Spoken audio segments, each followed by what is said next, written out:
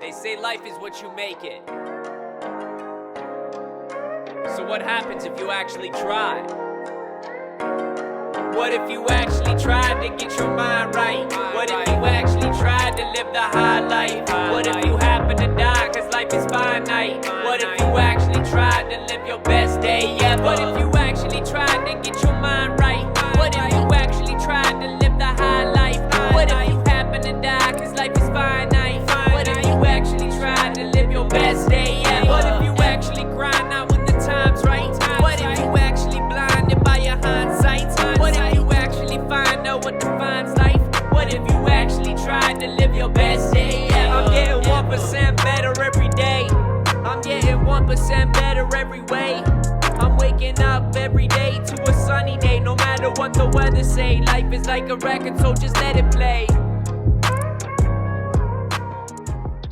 Hey everybody, welcome back to Best Day Ever Media. Today is actually episode number 24, and we're going to be talking about Prohibition Cocktails. I'm a huge fan of cocktails. I love the craft of it. I love the artistry of it. I love the garnishes. I love the cups. I love the glassware. And most of all, I love the flavors that you can explore and some of the different combination of taste. And today I wanted to talk to you about a class of cocktails that was really born during a historic point for everybody in the US, which was Prohibition. Prohibition was a very interesting time in America, and it was kind of put forward here. I'm just going to share my screen. It was kind of put forth by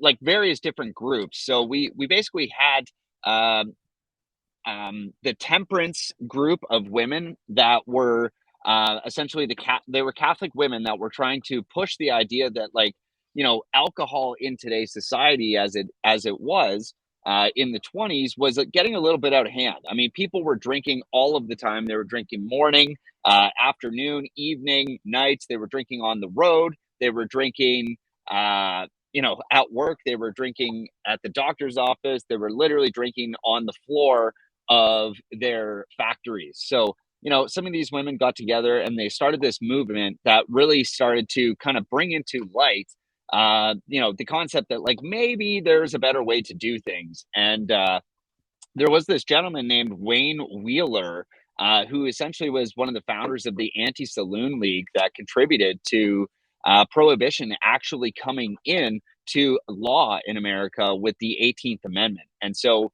it was kind of interesting because what he was pushing essentially was this idea that we could reduce violence, we could reduce some of these societal issues, and it would generally lead to greater productivity in the market. But one of the things that was going on in the 20s was that about 40% of the government's taxes were actually coming from the alcohol industry. So alcohol taxes made up about 40% of the government's income. And that was honestly like the fifth largest industry in America at the time. And so there were a lot of things that went kind of misunderstood when they were thinking about doing prohibition, and it led to a lot of issues. So the way Wayne Wheeler was able to push this was to pit workers versus employers and employers versus workers.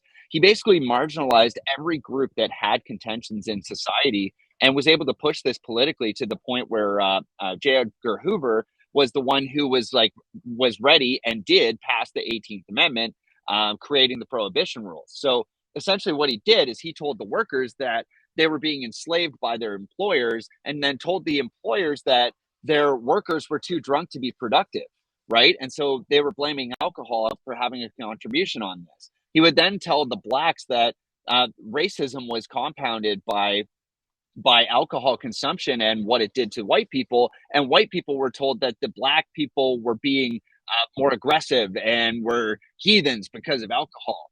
It also worked with Catholics versus Christians and immigrants versus nationals. So as Irish Catholics would come across and start talking to American people, they were blaming some of their alcoholism and some of the tendencies and pitfalls of basically poverty and things like that on alcohol consumption itself. And that's what actually got them to be able to pass the 18th Amendment and block basically the sale or transfer of alcohol in the country. But the result was actually just a radical increase in crime, underage drinking, drinking and driving, mob and mafia proliferation, poisonings from homemade alcohol, and essentially the loss of the fifth largest industry in the country, which ultimately resulted in none other than an income tax that never disappeared. So alcohol has been a part of the American history for a long time now. And really what happened in the 20s was they attempted to use prohibition to curb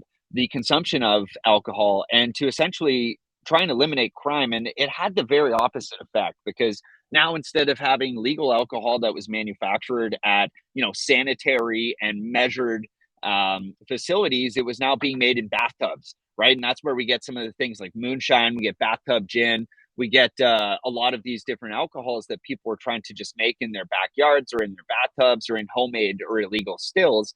And all that it did was really promote the consumption of the alcohol itself and promote the fact that, these Americans just didn't want the government telling them what to do.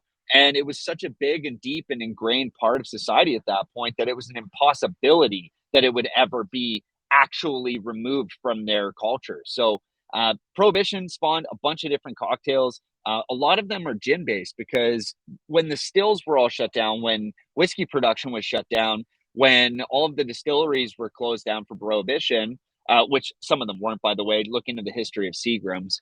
A lot of the people that were making homemade alcohol were forced to stick with the clear spirits that weren't really aged, right? So what they would do is they would use corn or potatoes or any type of vegetable or grain that they could ferment, and they would just make it themselves. And gin happens to be one of the simplest alcohols that you can make. It's really vodka, and then you take that vodka and you basically you ferment some berries and junipers and other things into it. And so it was the simplest thing to make, and that's why a lot of the cocktails on the list that I'm about to share with you are actually gin based. It's just simply because it was simpler. But during Prohibition, there was this interesting sort of phenomenon that at the start, what happened was doctors were prescribing whiskey as a medical treatment for certain things. And so doctors and medical facilities were able to still buy and transfer and sell alcohol.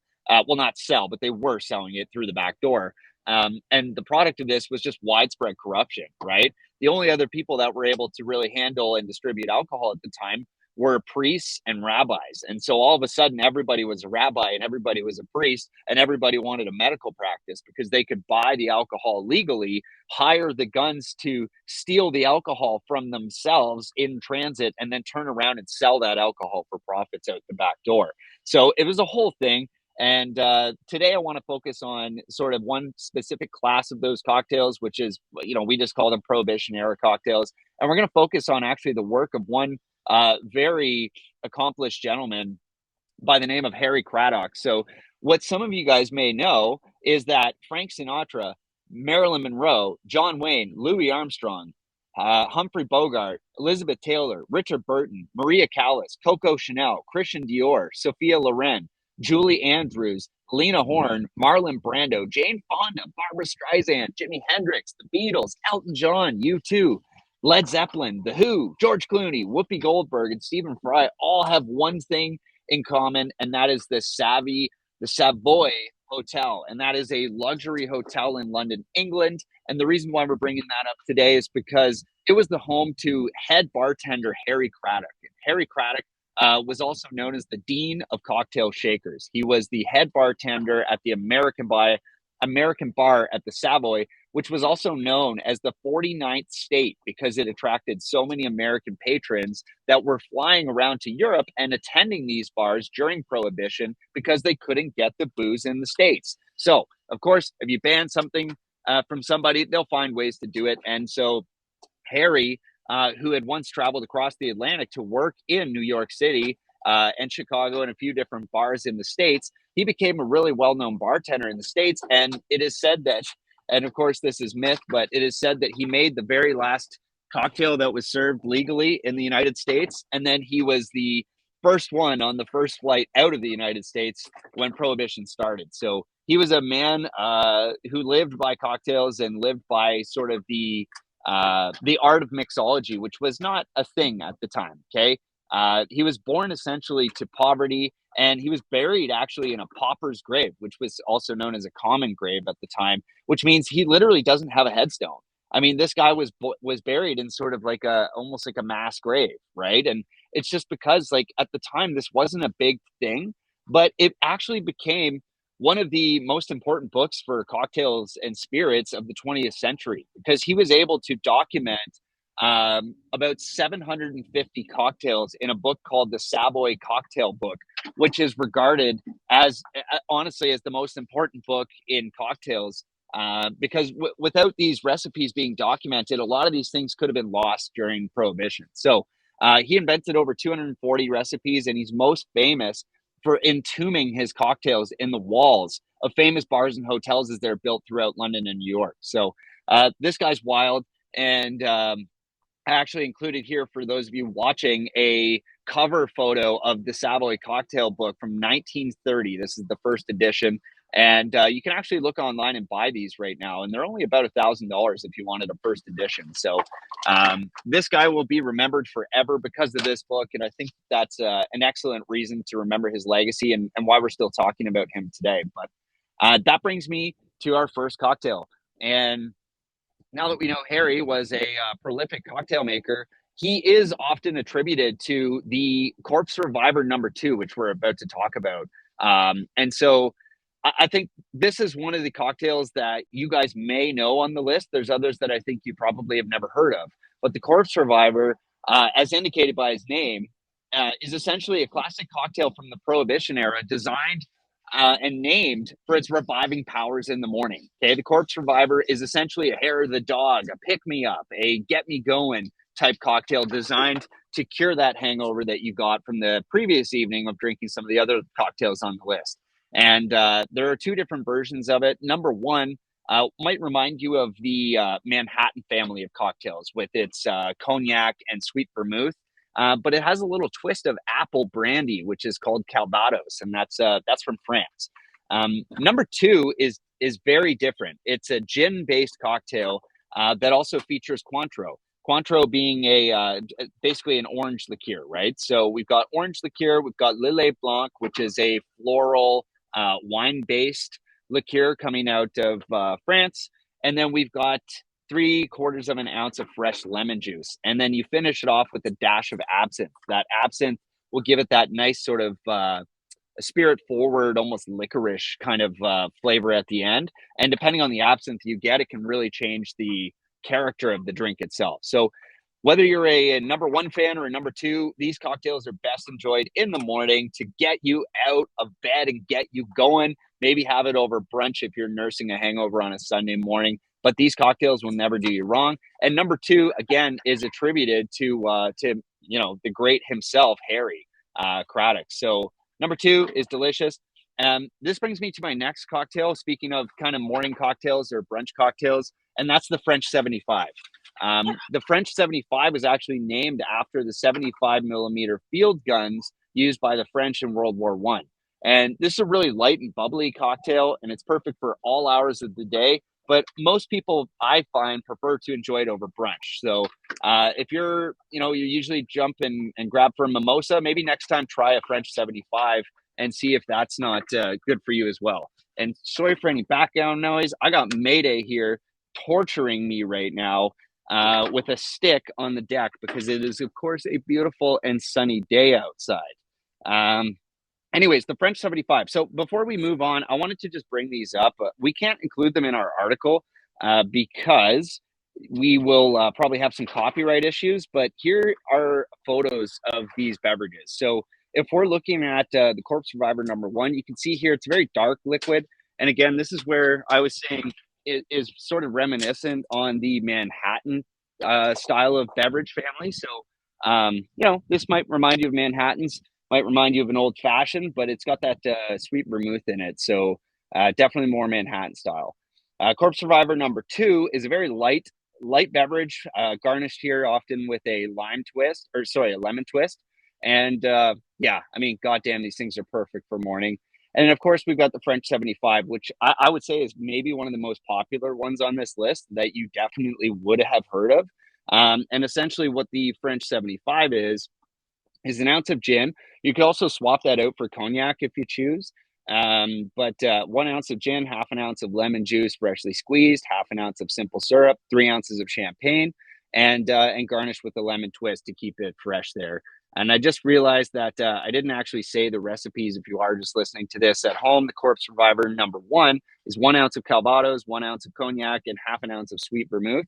And honestly, I would take that down to a 1/4 ounce of sweet vermouth, because vermouth is one of those things that you can very easily overdo. Corpse Survivor #2 is 1 ounce of gin, half an ounce of Cointreau, half an ounce of Lillet Blanc, and 3/4 of an ounce of fresh lemon juice with a dash of absinthe. And that brings us to our third beverage, or I guess fourth technically, which is the Sidecar. There's tons of stories about the Sidecar's history. Lots of bars have kind of claimed that they were the first to do it, and it was because a patron showed up with a sidecar, which is like, those little cart things that attach to a motorcycle to allow a passenger to ride kind of in tandem. So lots of people have claimed it. I couldn't find any concrete evidence as to where it came from. But one of the cool things about the Sidecar drink is that it's often served in a garnish coupe with with a sugar rim often, and then the bartender should provide you with the remainder of the strainer served into a shot glass, also known as a Sidecar. And so we've got 1.5 ounces of cognac in there, 3/4 of an ounce of orange liqueur, Cointreau, ideally, 3/4 of an ounce of lemon juice freshly squeezed, and then garnished with an orange twist and an optional sugar rim. It's a super dry cocktail. So the sugar is actually a really nice compliment, even if you're not really into sweet stuff. It actually does a great job to kind of just freshen it up. And I will show you a Sidecar. And let me just bring this up. Sidecar cocktail. And this is what a Sidecar looks like. It's generally kind of darker. You see that sugar rim on this one. Beautiful garnish there with the orange. Yeah, goddamn, I'm craving a Sidecar right now. Then we've got the South Side. The South Side has a storied past as well. A lot of people will claim it was Capone's favorite drink. But there's other people that have claimed, like there was other sports clubs and private clubs in Chicago and Long Island that also claimed that they had founded this beverage. So again, I think with all of this stuff, it's just kind of hard to know where any of it actually comes from, because it was the 20s and they didn't really have a whole lot of documentation, and people often stole other people's ideas, which I'm sure is still going on today. But the key to this cocktail is the aromatic mint leaves paired with the lemon juice and floral gin. All gins are different, and you can easily find some that are very herbaceous and very, kind of juniper forward, or even licorice, tones. But there's lots out there that are also floral, and I think that would do best for you here. And another thing is, like, don't destroy your mint. The more you muddle a mint, the more you break it up, the more bitter it is. So you got to be gentle with those things. You got to caress your mint leaves, all right? So that's 5 mint leaves, 1 ounce of lemon juice, freshly squeezed, 2 ounces of gin, 1 ounce of simple syrup, and you can garnish it with the mint sprig. The South Side is freaking delicious, and you can see it here. I like this one here from liquor.com, and that's a resource I included too at the bottom of this article here in our resources. Liquor.com honestly has some of the best histories of cocktails. They've got the best recipes, and they give you great instructions for how to actually mix these things. And yeah, they're absolutely fantastic. Next, we've got the Ward 8. And the Ward 8 is a piece of history straight out of Boston. This cocktail is named to celebrate Martin Lamasny's victory in securing a seat in the General Court of Massachusetts. And what you can expect from this cocktail is basically a whiskey sour with some delicious substitutions and grenadine. So the Ward 8 is going to be 2 ounces of rye whiskey, a half an ounce of lemon juice freshly squeezed, a half an ounce of orange juice freshly squeezed, and 2 teaspoons of grenadine. And then often people will garnish this with a couple speared cherries, which makes it look very pretty. And I will show you it right here. Here it is in a really nice coupe. I absolutely love the glassware used by some of these mixologists here. And you can just see there, like, the high quality cherries. Don't be buying those goddamn red cherries at the Dollarama, okay? Go get some real cherries, get some Luxembourgos, get some nice stuff to garnish your cocktails with, because honestly, what's the point of life if we can't enjoy it? And high quality ingredients is the key to that. Jesus, I got cats screaming here. I got dogs. This is getting crazy here. Next cocktail on my list is the Bee's Knees. This cocktail is insane. It's easy, simple, refreshing. That's all that needs to be said when it comes to the Bee's Knees. What we're looking at here is 2 ounces of gin, 3/4 of an ounce of lemon juice, freshly squeezed, of course, half an ounce of honey syrup. So you can use honey, you can use liquid honey, you can use whatever you want. But the honey is a really big part of this, and that's obviously why it's called the Bee's Knees. And you want to garnish that thing with a lemon twist. So I'm going to bring that up here for you guys. Look at how goddamn good that looks. Oh my God. The Bee's Knees. You might even say it is the Bee's Knees. The next thing we want to talk about here is the Hemingway Daiquiri. Stories are crazy on this one. If you look up the Hemingway Daiquiri, you might read that he was walking by a bar and needed to have a piss. And so he stopped in and made his way into that bar. And while he was going through the bar, he noticed that the bartender was making daiquiris. And so, of course, he could never pass up a drink. And he stopped for one and he had some criticism. He said, yeah, I would like this. I like this daiquiri, but it'd be much better if it had half the sugar and twice the rum. And so that's what became the Hemingway Daiquiri, which is 2 ounces of white rum, half an ounce of maraschino liqueur, 3/4 of an ounce of lime juice freshly squeezed, and half an ounce of grape juice freshly squeezed. And then garnish it with a lime wheel. So that's a really interesting take on a daiquiri that is going to be less sweet and a little bit more spirit forward, but absolutely delicious. And I'm going to show you a photo of that here. You can see here that nice grapefruit color. If it's done properly, look at that. Look at the garnish. Oh my God. I literally can't wait. I'm going to go have one of those today because honestly, that's delicious. Next on the list is the White Lady. And the White Lady was actually attributed to Harry, but there's lots of other sources that kind of claim otherwise. So honestly, I really don't know where to draw the line here. I don't know what's real, like what's hearsay, what's just been falsely attributed, or in the case of Harry Craddock, like he wrote the book. So what does he get to take credit for? I don't really know, but really history only remembers the victor. And obviously the Savoy Hotel cocktail book was definitely a victor. So we're going to remember Harry when we think about the White Lady. And what we're thinking about here is herbaceous gin, sweet and spicy orange liqueur, aromatic and tart lemon, and egg whites for a silky mouthfeel. And what the hell else do you need to hear in order to go order one of these damn things? So what we're looking at here is 2 ounces of gin, half an ounce of orange liqueur, triple sec, half an ounce of lemon juice, freshly squeezed, and 1 egg white. So it's kind of like a whiskey sour, I guess, but instead with gin and some triple sec and lemon juice. My God. And then finally, we've got my absolute favorite cocktail on the planet, and that is the Last Word. It's no coincidence I left this for last. It is the best for last, and the Last Word is literally the greatest cocktail of all time. There is no time of day you need to wait to drink this thing. There's no time of day that it goes down best. It's no time of day ever that it would be bad to enjoy one of these things. The Last Word is literally the greatest thing ever, but you're going to have to instruct your bartender that they may be driving you home, which has actually happened to me. And so when we're talking about the Last Word, we're talking about 3/4 of an ounce of gin, 3/4 of an ounce of green chartreuse, 3/4 of an ounce of maraschino liqueur, and 3/4 of an ounce of lime juice. And the lime juice there is what really seals the deal for me. And then you want to garnish this baddie with a brandied cherry. My God, I literally am just getting happy thinking about it. But I will say, and just sort of to wrap this presentation up today, there's a pro tip here. If you're at a bar and you are thinking after watching this presentation, you know what, I'm going to have one of these cocktails. I'm going to go try what Adam said are some of his favorite Prohibition cocktails. I need to tell you right now, you got to ask the bartender, hey, what is your favorite Prohibition cocktail? And if they don't have a snappy answer, if they're not right on top of that, if they don't know exactly what you're talking about, run away, order a beer. Okay. If your bartender is no mixologist, then they have no business making you one of these, because what's going to happen is they're going to use cheap liquor. They're going to use cheap substitutions. The garnishes are going to be brutal. It's going to be in the wrong glassware. And what's going to end up happening is you're not going to get the right experience. And when we're talking about a proper mixologist and a proper bar, like some of these cocktails might cost you a bit more. This might be $20 cocktails.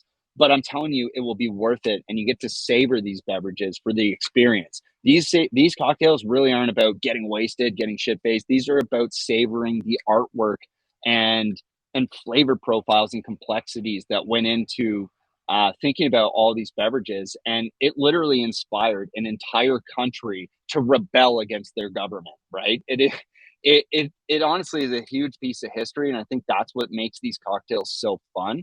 But they're also freaking delicious. So get out there, enjoy yourself a nice cocktail, and I hope you think of me. And one day maybe we'll get together and I'll get to enjoy one of these with you. So until then, have a great day, and I hope you have the best day ever. Cheers. They say life is what you make it. So what happens if you actually try? What if you actually tried to get your mind right? What if you actually tried to live the high life? What if you happen to die cause life is finite? What if you actually tried to live your best day ever? What if you actually tried to get your mind right?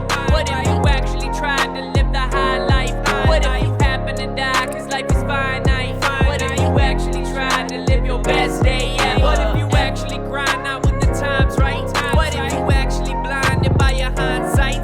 What if you actually find out what defines life?